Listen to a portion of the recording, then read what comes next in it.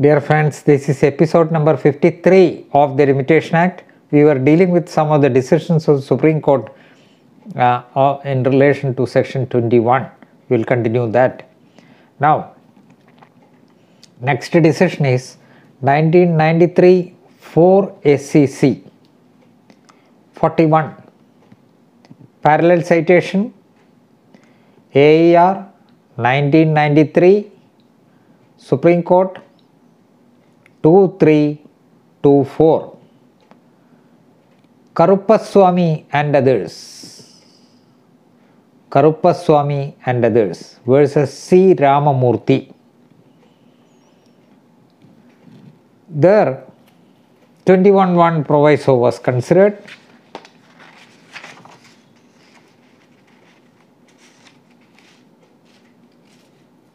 And paragraph 5 of the decision sets out the principles,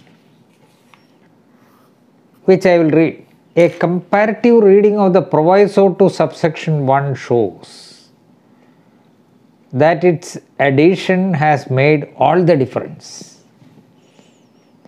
It is also clear that the proviso has appeared to permit correction of errors which have been committed due to a mistake made in good faith, but only when the court permits correction of such mistake. In that event, its effect is not to begin from the date on which the application for the purpose was made, or from the date of permission, but from the date of suit, deeming it to have been correctly instituted on an earlier date than the date of making the application. The proviso to subsection 1 of section 21 of the Act is obviously in line with the spirit and thought of some other provisions in part 3 of the Act, such as section 14 providing exclusion of time of proceeding bona fide in a court without jurisdiction when computing the period of limitation for any suit, and section 17(1) providing a different period of limitation starting when discovering a fraud or mistake instead of the commission of fraud or mistake.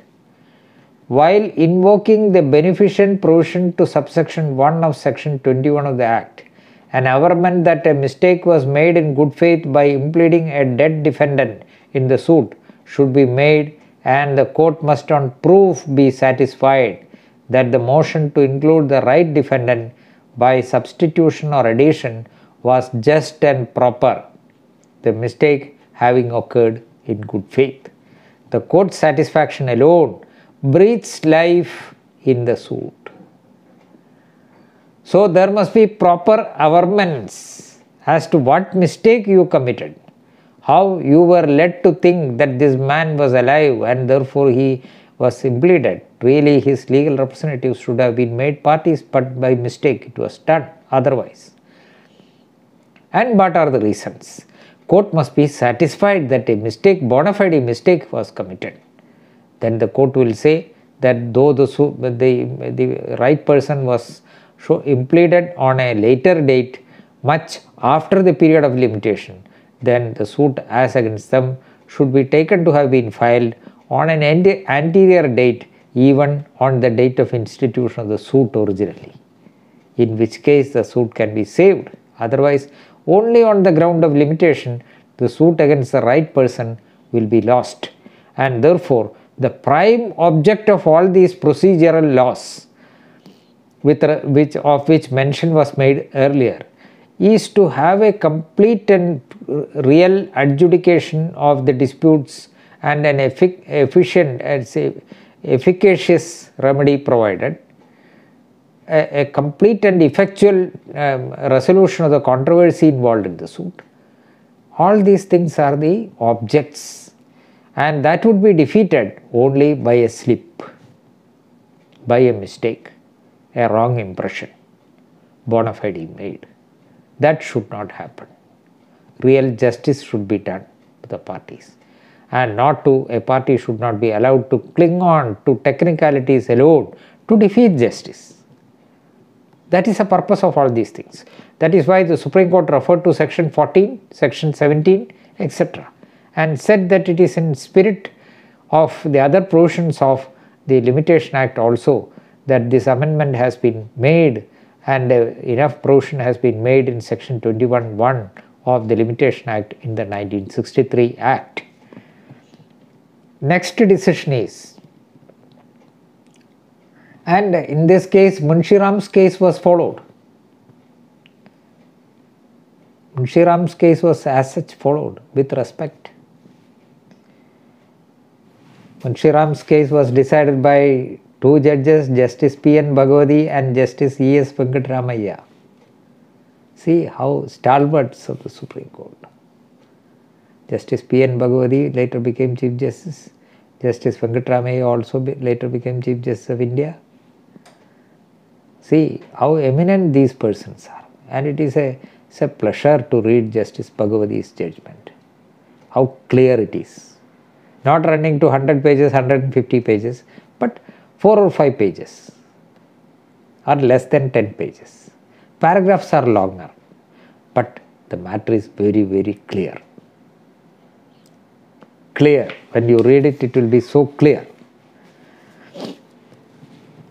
2001-4 SCC, 2001-4 SCC 96. Parallel citation AER 2001 Supreme Court 1185. Say, by referring to all these judges as stalwarts and all those things, one may have an impression that I am a, say, connoisseur in the practice in the Supreme Court. I have seen Supreme Court only after I became a judge and seen the functioning of the Supreme Court for 10 minutes. Thereafter, I have gone to the Supreme Court for attending certain meetings, not beyond that. I do not know the procedure there being followed. I have not argued any case before the Supreme Court. I have not seen advocates arguing also except on this one day for half an hour. So I am saying all these things by reading the judgment and having an impression of my own.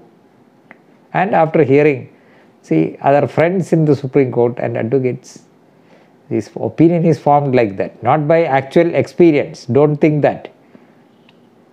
Don't think that. Yes. 2001-4 SCC 96. Parallel citation AER 2001 Supreme Court 1185. Two judges, which I cited, I am sorry. Ramalingam Chettiar, yes, this is another thing, not cited. Ramalingam Chettiar. The other is Karupaswamy. This is Ramalingam Chettiar versus P.K. Pattabhiraman and another. P.K. Pattabhiraman and another.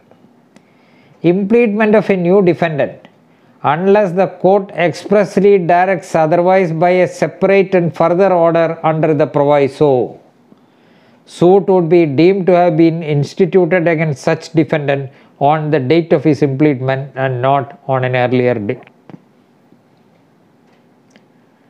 This was not the view.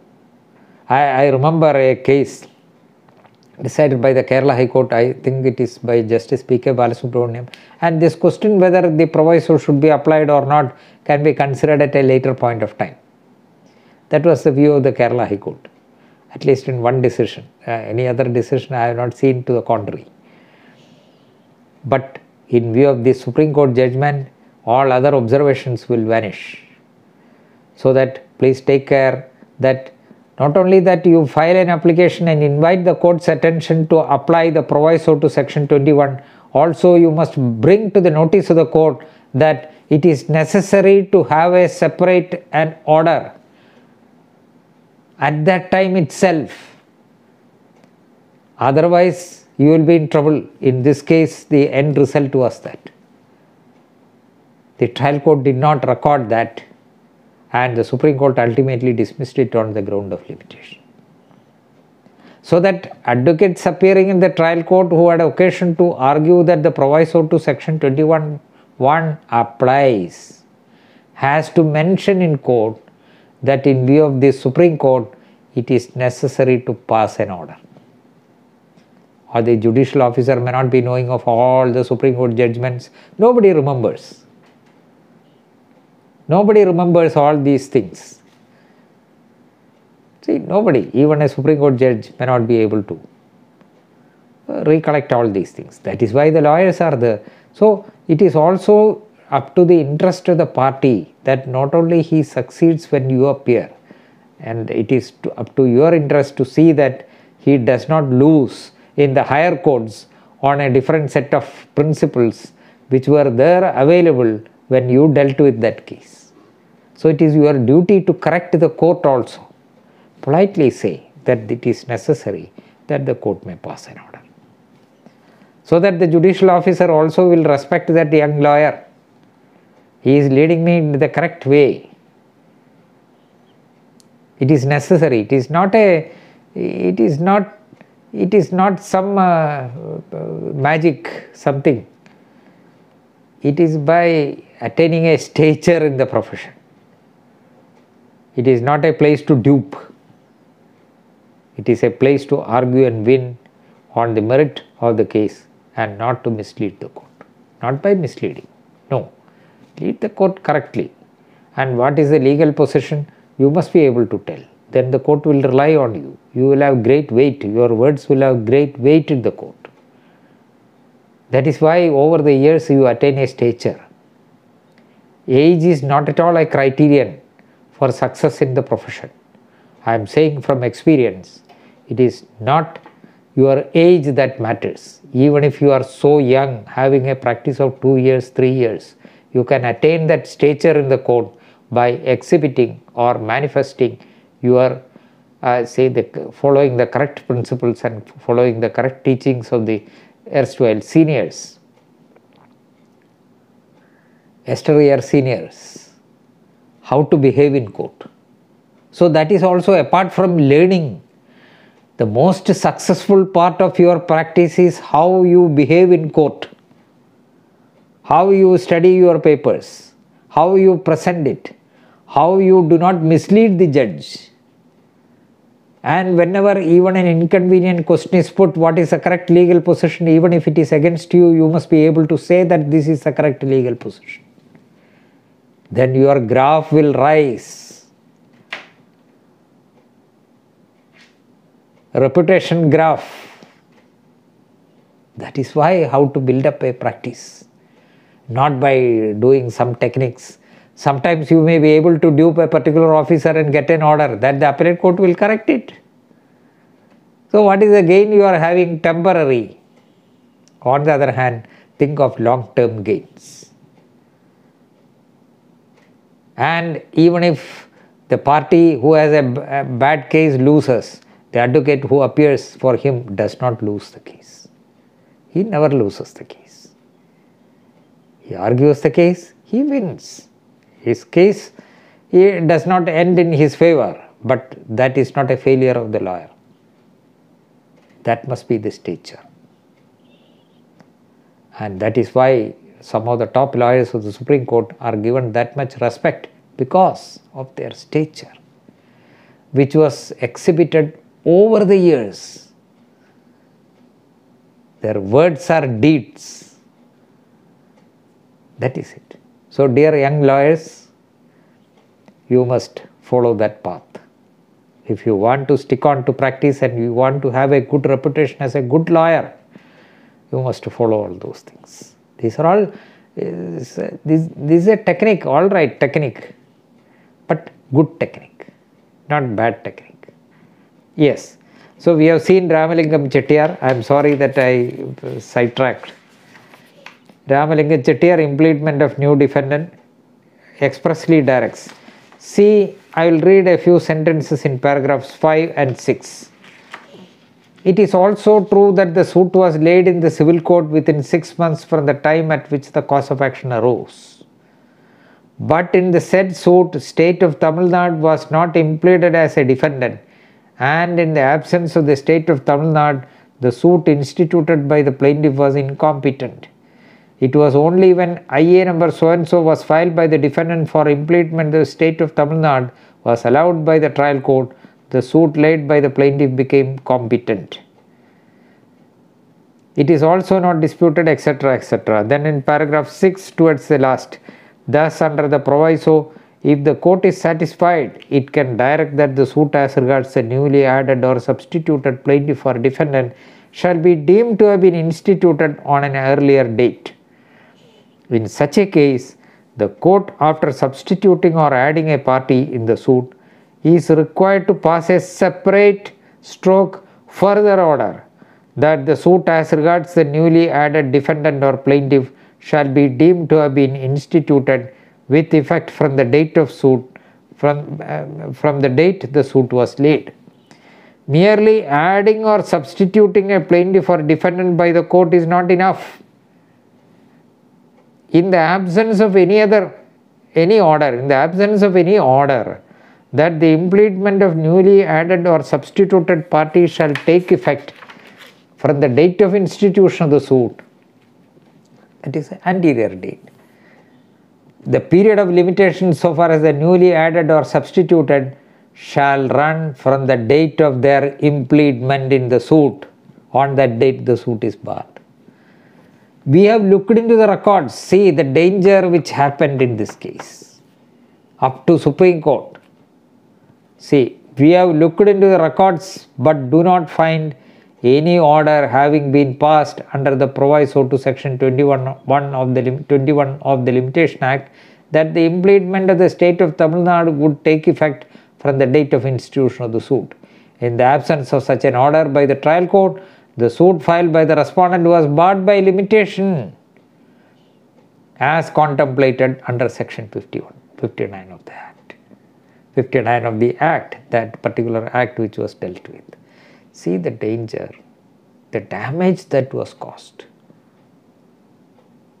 It was because of, to some extent, the fault of the court also. Court should have passed an order. But having not done, see, another course could have been resorted to, asking the trial court to do it, or considering by itself the court may do, whether there are reasons. Instead of having this drastic consequence, sometimes it may happen in the court like that. It's a very rigid approach. It can be done. Look, the trial court has not passed an order. Either way, you pass an order. Or direct the High Court. The trial court did not do it. High Court also did not consider. Alright, on the facts, let the High Court consider this and pass appropriate orders. That would have done much better justice to the parties. But we cannot predict all those things. So that the procedural safeguards which are to be taken, the procedural steps that are to be taken at the appropriate stage, if not taken, may not land your client in trouble at the time when you conduct the case, but it may happen ultimately in the Supreme Court. So that is a lesson. Yes, next is 2000 volume 10 SEC, 2000 volume 10 SEC 141. R.R. Naidu versus State of Madhya Pradesh and others. See, in paragraph 2 the facts are there. The facts are relevant. The appellant was a clerk working in the office of district judge at Bilaspur, who was removed from service on 10/6/1961. A departmental appeal filed by him was dismissed on 16/12/68. It took 7 years. By the Registrar of the High Court of Madhya Pradesh at Jabalpur. He gave a notice of the suit to the state of Madhya Pradesh under section 80 of the Code of Civil Procedure. That is, the party gave such a notice on 29/5/1971. He filed a suit on 13/9/71 without losing time, impleading the state of Madhya Pradesh as the sole defendant. He was a government employee, though he was working in the office of the district judge.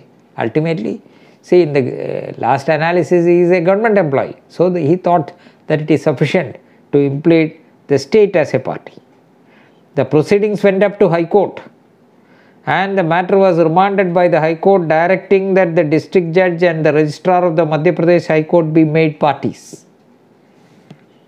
Thereafter, the appellant impleaded the district judge and the registrar as parties, but objection was taken that by that time the suit is barred by limitation.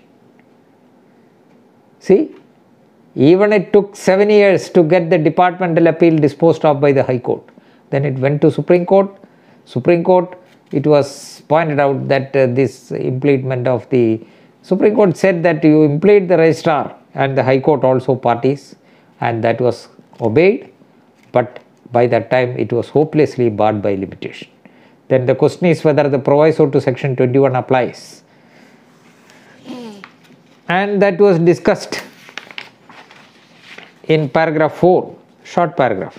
In this appeal we have heard counsel on so and so. In our view, if there is delay in impleading the district judge and the registrar of the High Court, it can be condoned under the proviso to subsection 1 of section 21 of the Limitation Act.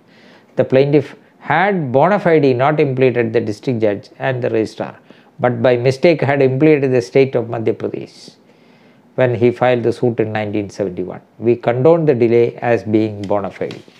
See, the Supreme Court decided it in 2000. Suit was instituted in 1971.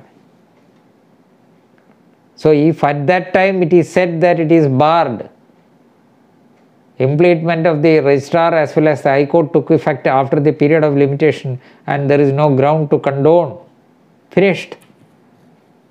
He was entitled to the relief, he must get it. He impleaded the state of Madhya Pradesh instead of the High Court as well as the registrar. They are proper parties. Therefore, the Supreme Court directed them to be impleaded. Still the parties did not see, even if it was a direction by the Supreme Court, the opposite party said no, impleaded all right, but barred. Again went to the Supreme Court. Ultimate decision by the Supreme Court. See the vagaries of litigation. See, sometimes, had they all right, anyhow we will implead the Madhya Pradesh High Court as well as the registrar also parties, this would not have happened.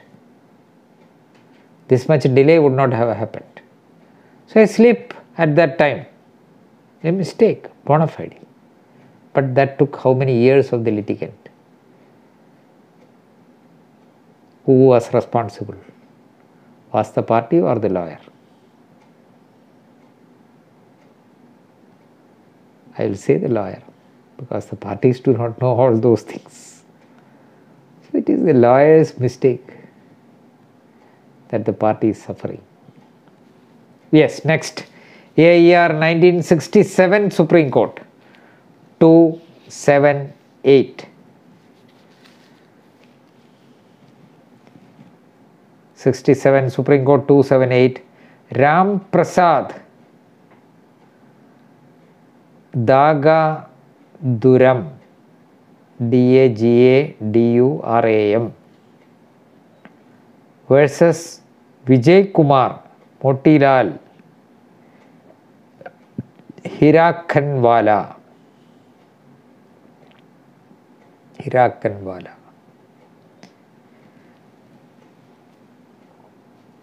There,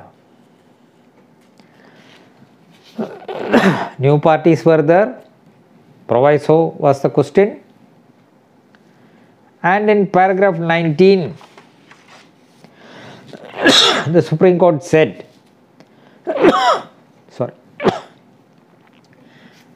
the court has power to add a new plaintiff at any stage of the suit. At any stage of the suit. And in the absence of a statutory provision like 22, present 21, the suit would be regarded as having been commenced by the new plaintiff at the time when it was first instituted. By the policy of section 22, now 21, is to prevent this result, and the effect of the section is that the suit must be regarded as having been instituted by the new plaintiff when he is made a party. See so and so ILR 6 Calcutta 815, that is 1881. The rigor of this law has been mitigated by the proviso to section 21(1) of the Indian Limitation Act, which enables the court, on being satisfied that the omission to include a new plaintiff or a new defendant was due to a mistake made in good faith, to direct that the suit as regards such plaintiff or defendant shall be deemed to have been instituted on an earlier date. Unfortunately, the proviso to section 21(1) of the Indian Limitation Act has no application to this case, and we have no power to direct that the suit should be deemed to have been instituted on a date earlier than so and so. That is on facts. But on principle, the court agreed. Then, so omission to include. See, what was section 22 of the 1908 Act? The rigor that has been reduced. So, over the years, the Parliament is aware, there will be discussion, the Law Commission is there, Law Commission will suggest over the years the experience gained by the litigation, that in some cases the parties who are entitled to get some relief, entitled to get decrease, are not getting it because of technical flaws.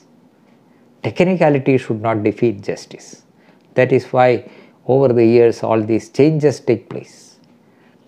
And there is change in the attitude of the persons also. Change in life, change in behavior, change in the way of life and all those things. That necessitates change in law also. So such changes occur occasionally. So this is such a change. And we will see in the next episode. Thank you.